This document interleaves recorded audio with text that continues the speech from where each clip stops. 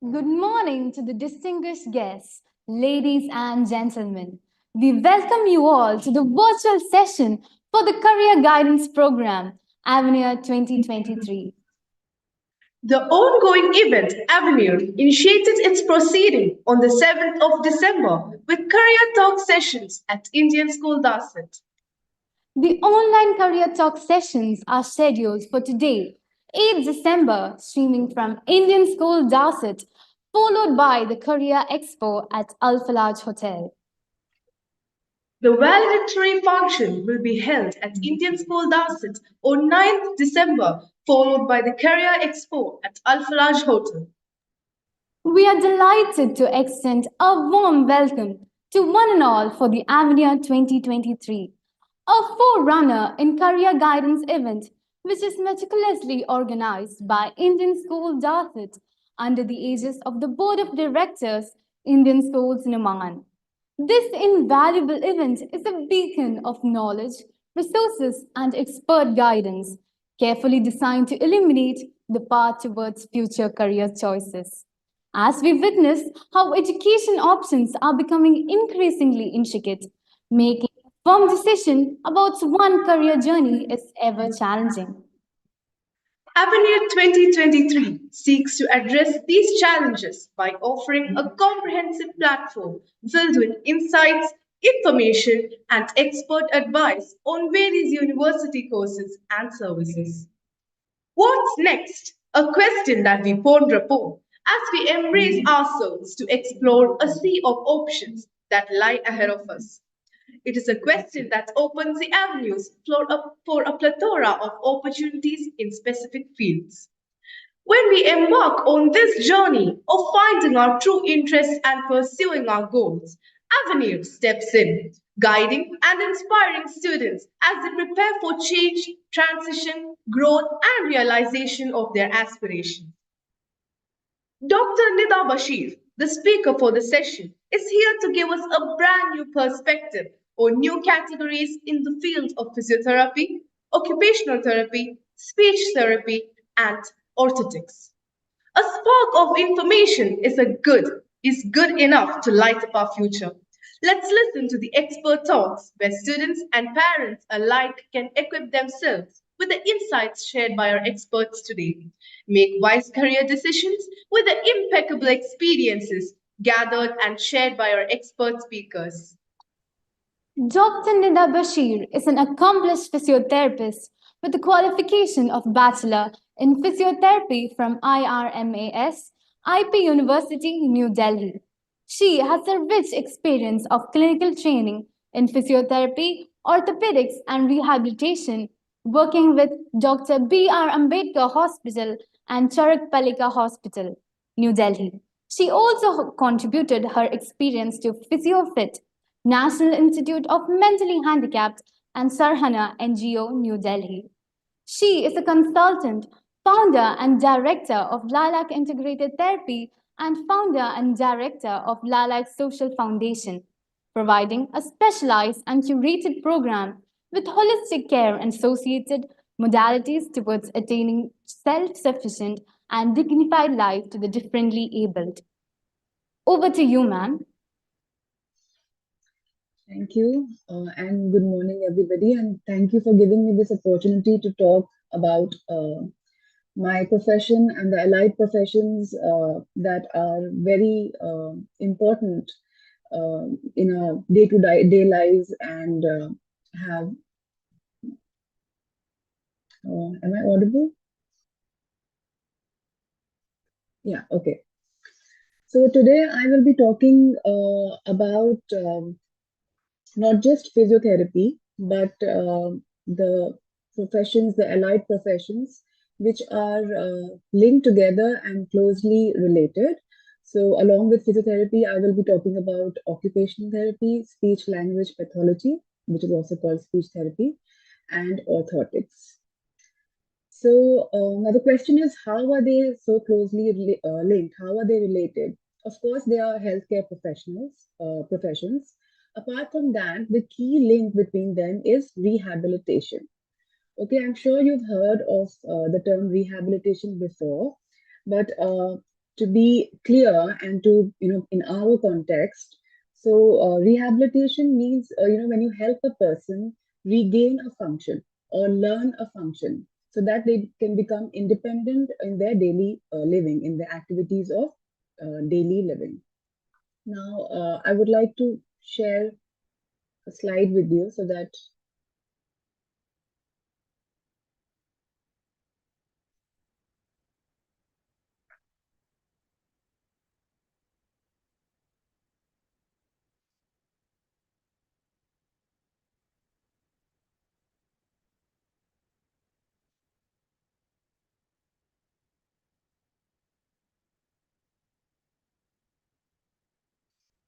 So, as I was saying, rehabilitation is the process of helping an individual achieve the highest level of function, independence, and quality of life.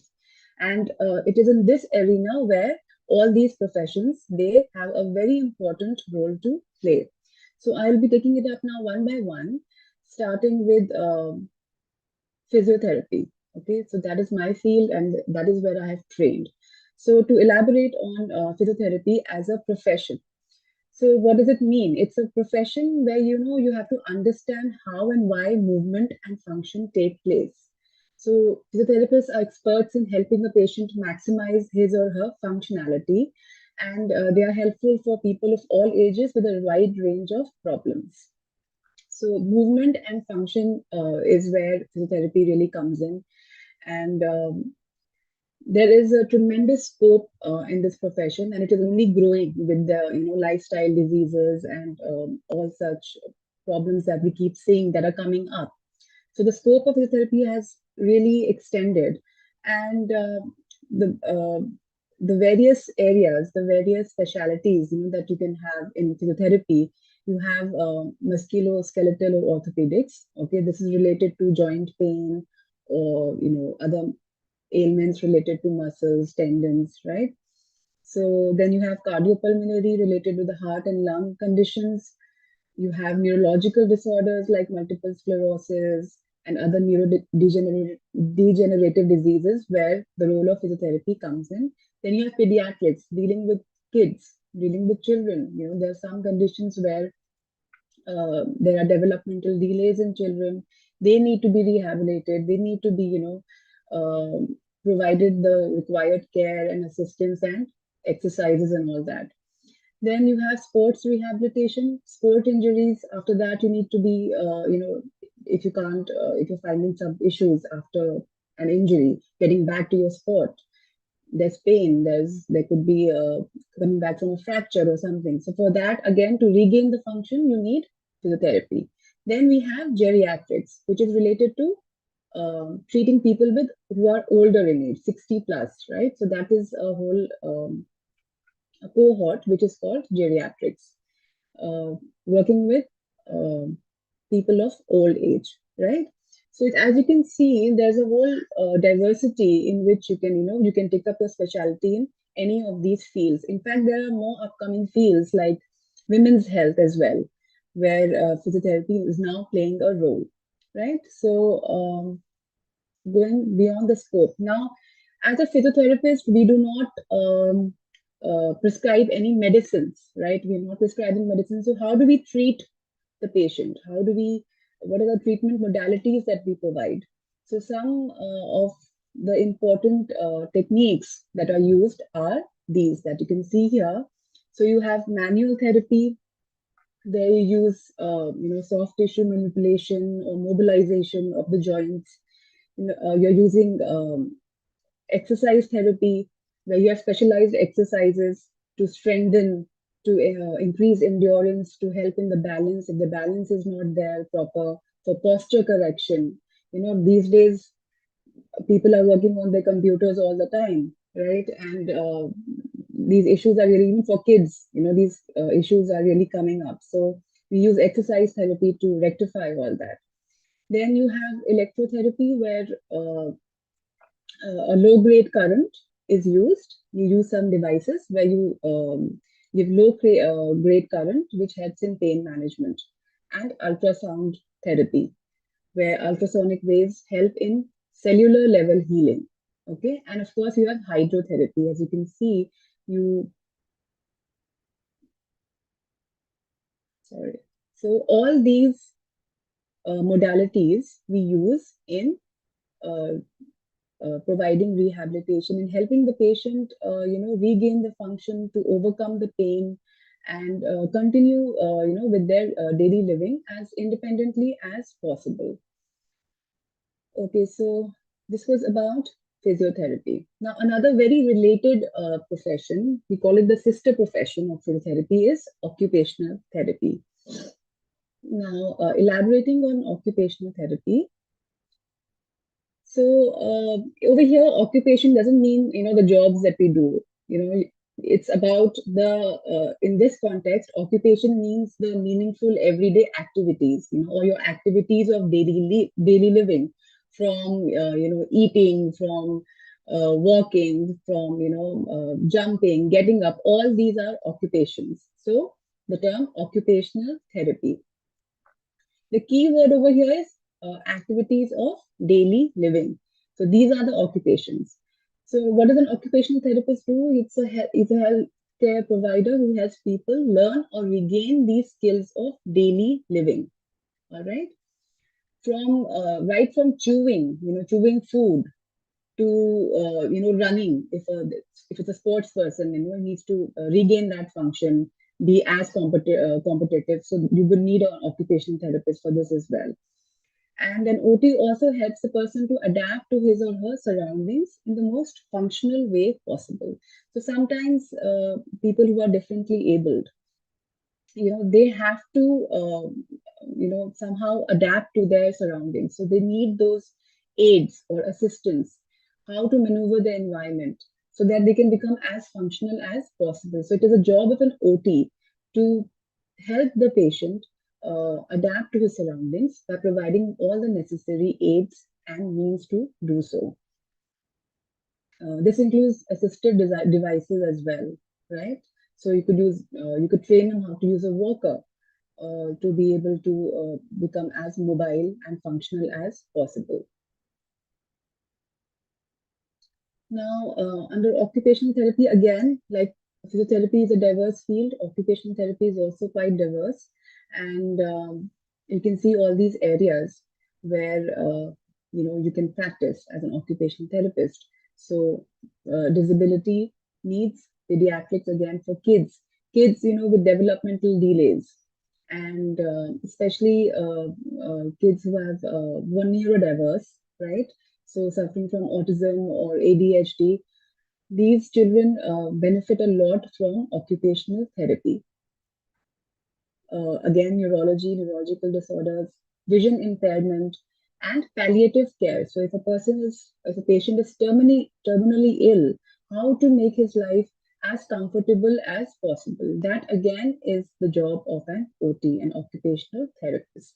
So as you can figure for yourself, these professions, they need you need to have a lot of empathy, you need to have a lot of compassion and patience to work with all these diverse kind of patients, right? So now moving next to the next profession that I was talking about is speech language pathology, which is commonly, we call speech therapy. So speech language pathologists, they work to prevent, assess, diagnose and treat speech and language disorders, social communication disorders, and even swallowing disorders in both children and adults, right? There are many conditions, many diseases, many ailments where a patient might have a problem in speaking. They might not have their speech developed properly. So to overcome that, to help them with that, to help them communicate, we have speech and language pathologists. So they work in all these areas, right? So it's starting with articulation. Articulation is, working on the error of speech. Sometimes the speech is not clear, right? There's slurring, there might be stuttering. So a speech therapist will give you some exercises, will use some tools to might give you some tools to help with that. Then there may be apraxia. Apraxia is the inability to coordinate the speech, the muscles required for speech, right? So strengthening those muscles or helping in coordination with those muscles so that speech can be developed. Again, oral motor, it's the muscles of the mouth, the functioning of those muscles, right, which are involved in speech. Then augmentative communication means uh, teaching how to communicate with a device. Okay, sometimes speech might not just come, so they might help you how to use an iPad, for example, for speech, or sign language, or picture cards, how to use that. So all this comes under augmentative communication. And then is feeding or dysphagia. Sometimes after maybe a surgery or after a stroke patient, might not be able to chew his food and swallow properly. To help with that as well, you have a speech therapist who can help the patient with that. So you can see it's such important areas, where you have to, which you're using for things you're using for your everyday lives, like communication, like eating, all this can be helped by a speech therapist immensely. Okay, the last profession that I want to talk about is orthotics. Okay, so what is orthotics? It is also a specialty, it's a special field that focuses on the design and application of orthoses, which are, commonly called braces or calipers. As you can see in the pictures, you have a knee brace over here, and then you have a halo brace right at the bottom right picture. Okay, that's a halo brace supporting the head. So these are devices, right? These are externally applied devices that are used to influence the structure and functional characteristics of the skeletal system. So if there is some misalignment, if there is weakness in the muscles, so we provide an orthotist will provide you with these devices to help you overcome that. So a person who studies orthotics is an orthotist, and is a healthcare professional once again who makes, designs, and fabricates and fits these braces and splints for people who need support for body parts that have been weakened by injury, disease, or disorders of the nerves, muscles, or bones. So again, a very important profession and a very useful profession for people who are suffering from such ailments.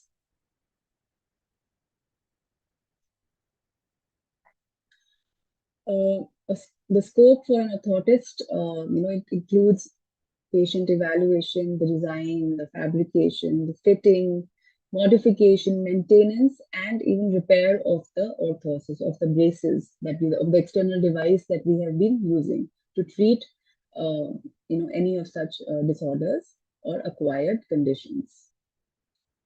Okay, so as you saw, these professions that I just talked about, they are all quite related. So they don't really work in isolation. A physiotherapist, occupational therapist, speech therapist, and orthotist, and even the doctor who is, seeing the patient overall, we all have to work as a team. So it can be quite interesting. It can be, challenging, but you also, have to be creative to come up with solutions for such problems. And lastly, I want to talk about career opportunities for rehabilitation professionals who I just talked about. So, professionals in the field of rehabilitation, we have a wide variety of work settings to choose from. Speaking for myself, I have worked in a hospital, a clinic, from an NGO, and now to start my own practice. So there is a lot of choice for and opportunities for rehab professionals. And as I mentioned earlier, with increasing lifestyle diseases and increasing incidences of conditions like autism spectrum disorders, ADHD, behavioral issues in kids. So these opportunities are just increasing day by day, and the scope is increasing day by day, and also there's a rising awareness about the importance of such professions.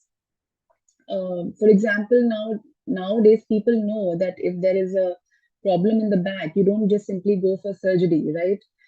You don't go for an invasive procedure like surgery right away. You would rather have it conservatively treated. You would rather go to a physiotherapist, go for a few settings, and you would be treated without having to, go through such a traumatic experience for the body. Especially, and also, people are realizing that having a lot of medicines also is not a sustainable option. So that just releases the pain, that does not really release the condition, the underlying condition which the patient is suffering from. So there's this really growing awareness amongst people about all these professions, and that's why there's a great scope ahead. So now, but next, where can you work? What are the settings that you can work with? So all these I've mentioned. You can work in a hospital where you're looking after inpatient, in-house patients, and also in OPDs, right? Then you can have your own clinic, your own practice. After a few years of experience, you can open up your own practice, or you can, work with a doctor in the clinic. Then you can work in NGOs and community health centers. You can even work in special schools or inclusive schools for differently abled kids, children with special needs.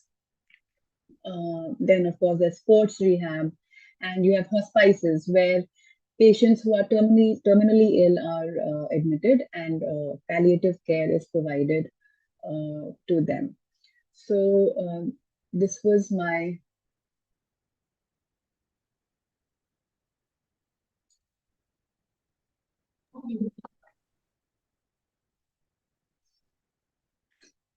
yeah. So,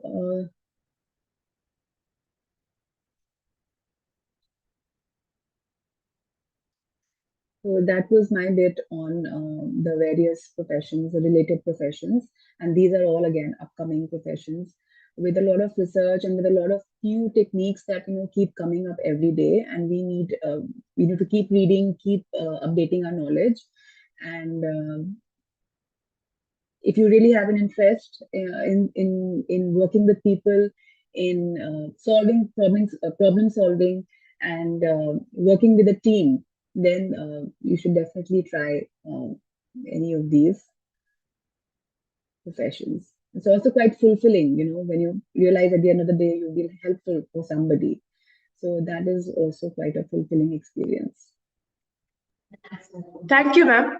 We are indeed delighted to have you with us today. Thank you for the valuable information, ma'am. We have a few questions from our audience. Sure.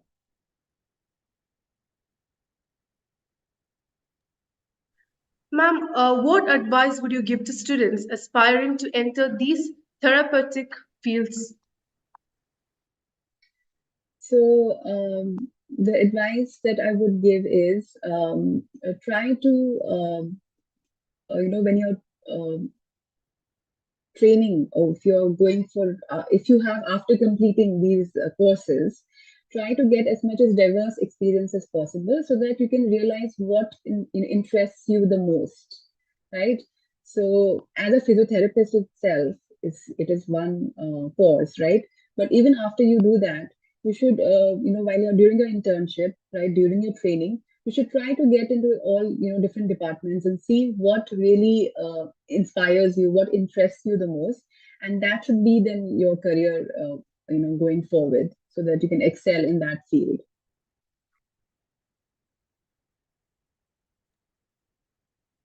Thank you, ma'am. I would also like to know how has technology influenced healthcare professions in the recent years?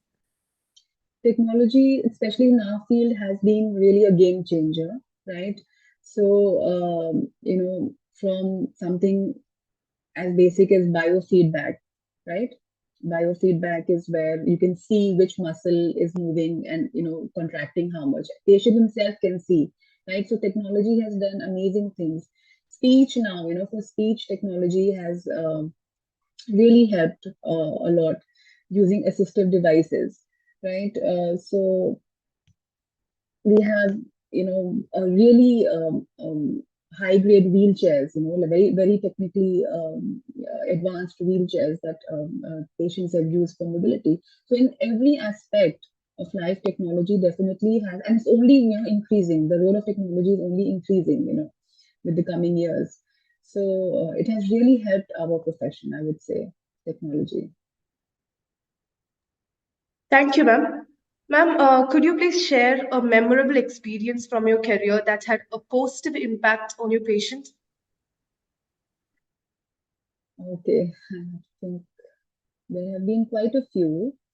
Um, but when I was just starting out, and I'll share the experience why I chose what I chose, why I chose my field specifically, that is working with children with special needs.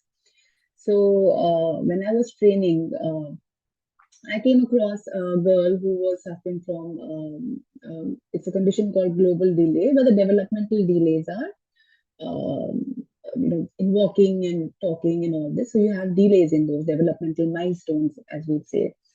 So to see that child walk because of your contribution, because you held her hand and you helped her. So that was for me, I would say, life-changing experience. And just from then on, I decided this is what I want to do. That was a very fulfilling experience.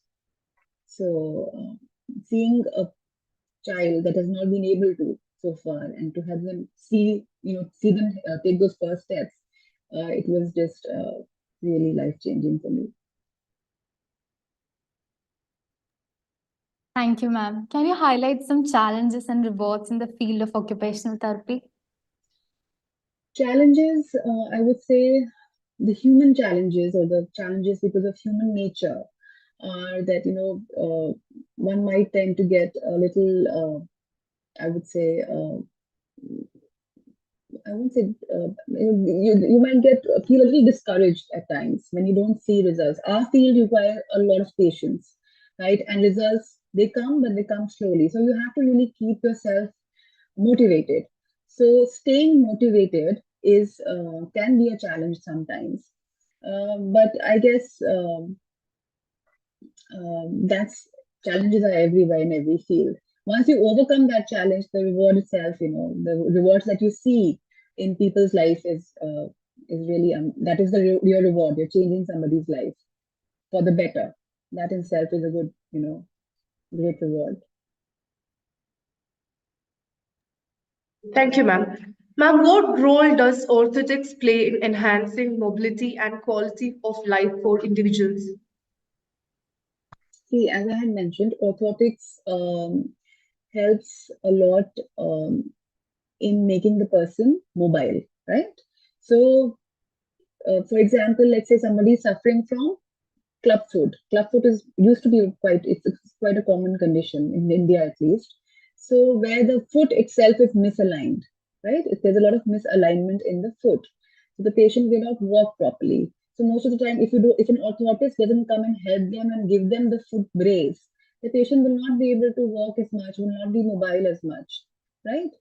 So, and even amputees, people who have lost their limbs. So for them, it is a more specialized field, which is prosthetics. They create artificial limbs, they create artificial foots. There's a very famous Jaipur foot. I don't know if you have heard of it. Jaipur foot is a prosthetic foot. There's an NGO that works with it. They're creating these, they're helping so many people, on a daily basis. So it is, I would say, of immense importance, and orthotics is very important for people in their mobility.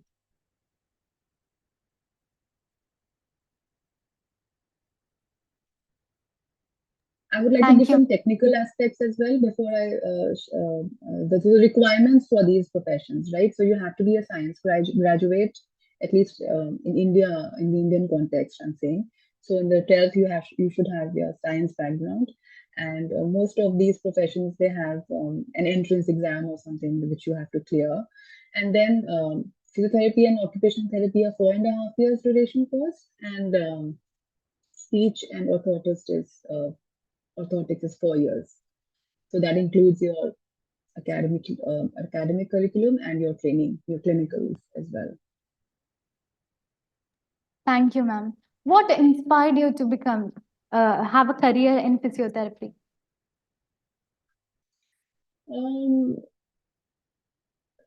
I always wanted to take up a career where, after working the whole day, I come back home and I feel, you feel fulfilled. You feel that, you've made some change, some positive change for the society, for the people that you're working with. So that was my inspiration always. And my training, when I started working with people with different, the disabled.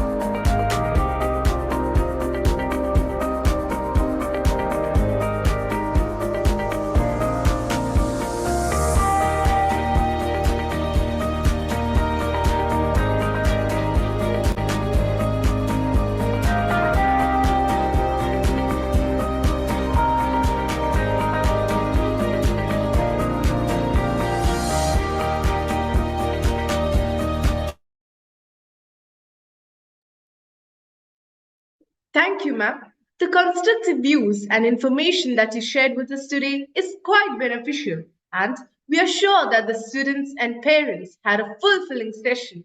Hope you had a fruitful time. Thank you for your cooperation.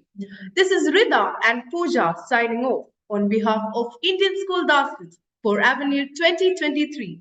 Bye and have a great day.